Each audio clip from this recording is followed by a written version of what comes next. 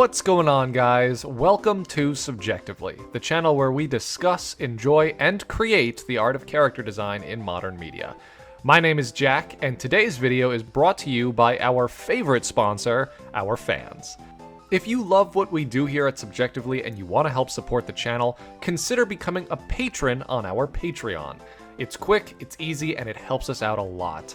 Thank you to our current patrons. We know money can be tight these days, and it means so much to us that you guys are generous enough to set some of that hard-earned cash aside to help keep our channel going. Today is a very exciting day, and some of you have been waiting for it all year. Today, I get to present to you all the first video of SMAUGUST 2022. Alright, that might have sounded like gibberish to some of you, so allow me to explain. SMAUGUST is a drawing challenge that lasts from August 1st to August 31st. The object of the challenge is to create 31 illustrations based off of simple prompts from a list. It's the same deal as Kaijun, Mermaid, or Apoctober, 3 other drawing challenges that I've done on this channel. In Mermaid, the prompts given are used to inspire mermaid designs. In Kaijun, it's kaijus, and SMAUGUST is 31 days of dragon designs. That might not be as intuitive of a name, I know. It comes from the name of a Tolkien character, Smaug. These kinds of challenges are a great way to keep your creative juices flowing. Coming up with a new piece of artwork every day for a month straight is a lot of work, but it's a great exercise in media techniques, concept development, and building productive work habits. SMAUGUST is an especially fun drawing challenge for me. My birthday is in August, and dragons just happen to be my favorite subject to explore with my art. I love the open-endedness with the concept like dragons. Yes, there are some explicit definitions of what qualifies as a dragon, but most people will agree that a dragon can be whatever you want it to be. A massive, destructive force of nature with unmatched might and fury, or a cute, harmless little sidekick that puts a smile on people's faces just by looking at it. Almost any role in a fantasy world can be filled by dragons, and I absolutely love the endless possibilities that are created when you design a dragon character. To make this month even more indulgent for myself, I also included a secondary theme for the challenge. The theme for my prompt list this month was just desserts, and each prompt on the list is a different sweet treat. You may be asking yourself, what do desserts and dragons have in common? Well, other than the fact that I love them both, kinda nothing. But I think that's why I love the idea of mixing the two concepts. We don't get to see dessert dragons all too often, but the few times I have seen an exploration of the idea, I love it. So, because I just feel like there aren't enough, I decided to take it upon myself to create more. Oh, and one more thing. I know some of you might have clicked on this video because you saw a Pokemon in the thumbnail. Don't worry, that wasn't just clickbait. You'll notice on my prompt list that I included 4 free days. Prompts with no restrictions that can be whatever any artist following along with the list wants. For me, those 4 days will be used to design 4 new Pokemon for the Maza region. And as much as I might want them to all be dragon types, the Maza region is actually pretty saturated with dragons as it is, seeing as how I did the same thing last year. Instead, they will just be draconic Pokemon, as in dragon-like rather than actual dragon types. 3 Pokemon that are part of one evolutionary line, and a final legendary Pokemon that will actually be a dragon type. It's gonna be a very busy month, and I don't want to waste any more time. Today, I have the first 4 dragon designs from my prompt list, along with the first Pokemon design from August's first free day. Unlike with Kaijun, I don't have any lore or an overarching story for this month's drawing challenge. Writing a whole story to accompany these challenges is a ton of fun, but it's also a ton of work. For SMAUGUST, I just want to relax and enjoy the dragons. So instead, I'll be talking about my process for creating these illustrations, my techniques, my methods, and my thought processes. So let's dive in and enjoy the first week of SMAUGUST 2022.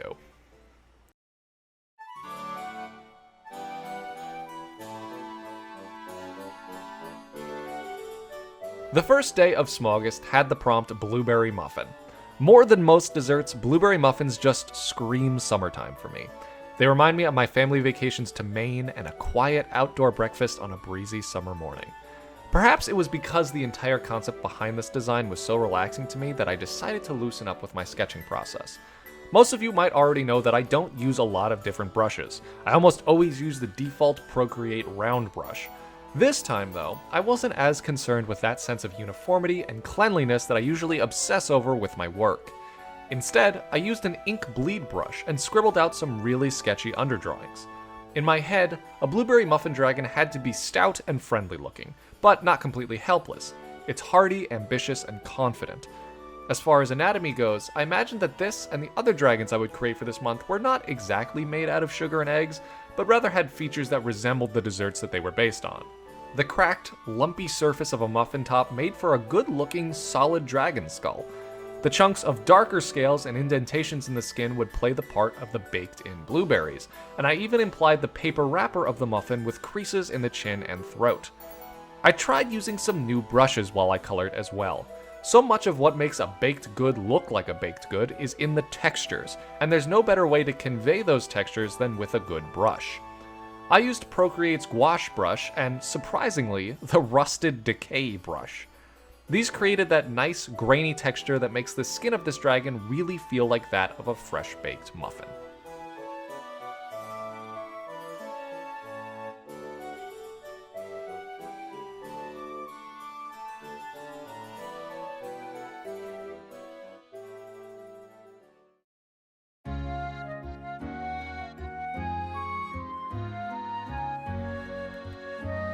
I added Jelly Donut on this list not because I had a clear idea of what a Jelly Donut dragon would look like, but simply because I love them so much. In high school, I worked at a Dunkin', and as much as the job sucked, I did enjoy the occasional free donut. People told me that I would get sick of them before too long, but to this day, I still can't keep my mouth from watering ever so slightly at the thought of a Jelly Donut. Of course, I didn't have a firm concept in my head for what a Jelly Donut dragon would look like. I didn't want it to be too literal, not just some big round dragon with red goo dripping from its center. That sounds quite awful, actually. Instead, my mind drifted to snakes and the large neck hoods that opened to create rounded shapes. My mind kept rolling, and eventually the idea of egg-eating snakes popped into my head. They look so cute and doofy when the shape of their head is stretched around an egg twice as large as their mouth, and I thought it would be adorable if there was an animal that had a head shape that looked like that all the time. This would also, conveniently, look a lot like a thick jelly donut. Of course we needed the jelly too, so its tongue would be excessively gooey and slimy. As a final fun little Easter egg, I thought I would include the dragon's nest and eggs, which resemble a different kind of jelly donut.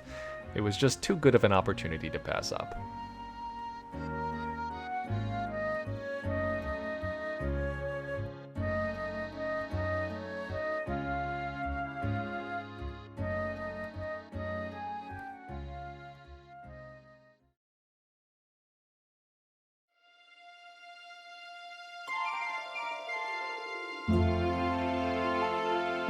Now, a bear claw is not a treat that I've had as much personal experience with as a jelly donut or a blueberry muffin. For those of you who aren't familiar, they're a kind of puff pastry that are usually filled with a brown sugar filling and topped with almonds, icing, and occasionally berries or other fruits. They're served as one piece but are segmented into long, claw-like sections that make them easier to eat and share, and this presentation somewhat resembles the paw of a very sugary bear. I included them on my list as a prompt because as of last SMAUGUST, I have fallen in love with the concept of a bear dragon. Considering the name of the prompt, I thought it appropriate to include some bear-like features in this dragon's design. A thick body, a rounded head, and massive, bulky arms segmented like a sliced pastry. The gestural nature of my sketch was a big part of the success of this piece. When you draw something chunky that you want to look heavy or very solid, it can be tempting to use heavy, jagged lines to convey that weight. In my experience, letting your wrist glide is a much better way to depict heavy forms. You can tighten up the line work later on, but when you're sketching, it really helps to be as loose and gestural as possible. That's something I've been learning so far this month. Going back to brush usage, another thing this challenge has taught me so far is the importance of brush textures in creating hue ombres, i.e. dark brown into a pale yellow. Baked goods have so many subtle colors that are created when the ingredients in the dough react with the heat of an oven. Using brushes that leave negative space on the canvas to allow other colors to show through really helps capture that texture.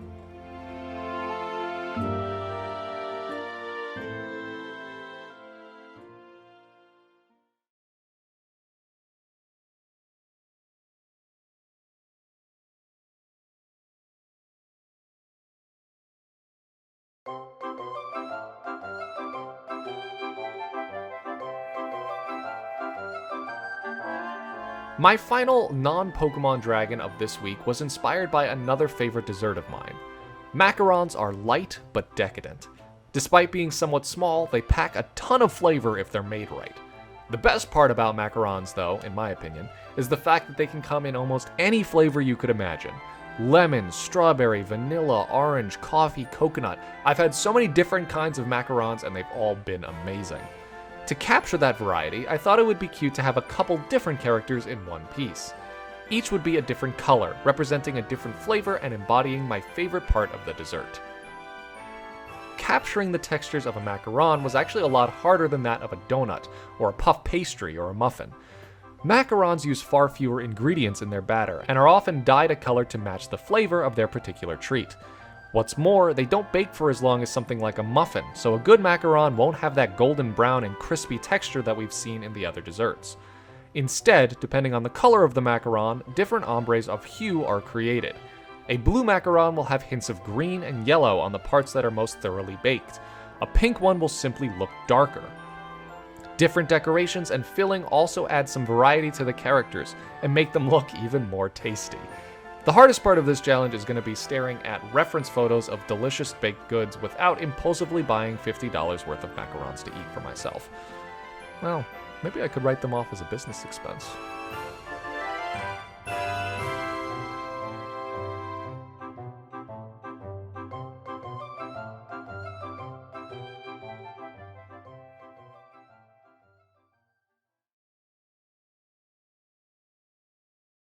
Those were the first 4 dragons of SMAUGUST 2022, and I won't lie to you, I'm already so proud of these. I live by the philosophy that in art, or in life in general, if you really enjoy what you do, you're gonna do it really well.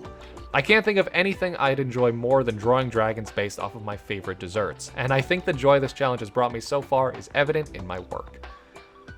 We're not done though. I have a Pokemon to share with you all that will wrap up the first week of SMAUGUST. The final day of this week is simply a free day, which means that you guys could draw whatever you'd like for this prompt, even if it's not dessert themed. For me, I already had this design finished, and as much as I love the dessert dragons, this Pokemon doesn't follow that same theme. Nevertheless, I'm excited to share it with you. Like I said at the beginning of this video, the Maza region may have enough dragon types already. Part of what makes dragon types so special is how few Pokemon actually have that typing, and I wanted to keep it that way. So instead, I thought it would be fun to create Pokemon that had dragon-like features, without being explicitly dragon types. While we have plenty of dragons, we're sort of short on rock types, and almost all the rock types that do exist in the Maza region are fossils. I wanted to bring in a 3-stage rock type a la Geodude or Roggenrola, something strong but not necessarily rare. The line draws inspiration from ancient stone weapons carved from obsidian, a volcanic stone formed when lava rapidly cools and solidifies. Many ancient Mesoamerican cultures used this stone to create weapons like arrowheads and daggers, and this first form would be very visually similar to the latter. A chiseled head that ends in a jagged, sharpened point, with a diminished body that really only serves to hold the knife head up. I thought this design was equal parts cute and cool. Like you almost want to cuddle with it until you remember that it's made out of sharp rocks. I named it Kanoggin, thinking about how funny it is that both knife and noggin are both spelled with silent consonants. Kanoggin, the knife head Pokemon. Kanoggin's body is made entirely out of stone, but its head is slightly softer than the rest of it. It can chip away at the stone on its head by striking it against other rocks, and this sharpens Kanoggin's head into a dangerous point. The older the Kanoggin, the sharper the head is. Careless young ones will sometimes chip off too much of their head, dulling their edge permanently. Kanoggin is just the first of a line of 3 Pokemon, so stay tuned to next week's for its evolution. In the past, with my month-long drawing challenges, my prompt list illustrations tended to be on the darker, more scary side, and my Pokemon served to lighten the mood. This month, it might end up being the other way around. Let me know what you think of Kanoggin and what you think its evolutions may be.